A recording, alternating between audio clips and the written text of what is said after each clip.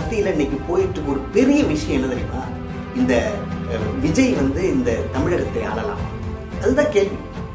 தமிழகத்தை ஒரு தமிழன் ஆளலாமா என்று எல்லாரும் இளைஞர்கள் மத்தியில் இருக்கு.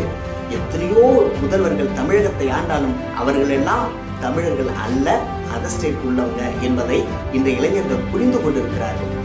அதனால இன்றைய தலைமுறை, இளைய தலைமுறை எல்லாரும் விஜய் வந்தா நல்லா இருக்குமா, மாற்றம் வருமா என்று எதிர்பார்க்கிறார்கள்.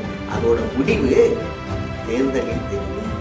தேர்தலில் ரசிக்கிறவர்கள் கைத்தட்டி விஜய் எல்லாருமே ரசிப்பாங்க, அவருடைய டான்ஸை ரசிப்பாங்க, ஒரு பாடல்களை ரசிப்பாங்க, ஒரு படத்தை ரசிப்பாங்க, எல்லாமே ரசிப்பாங்க.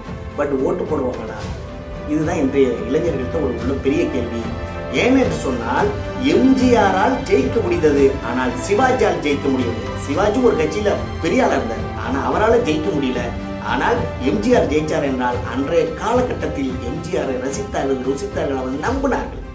ஆனால் அதே மாதிரி எம்ஜிஆர் போல விஜய் வருவாரா என்று எல்லாரும் எதிர்பார்க்கிறீங்க, நானும் எதிர்பார்க்கிறேன்.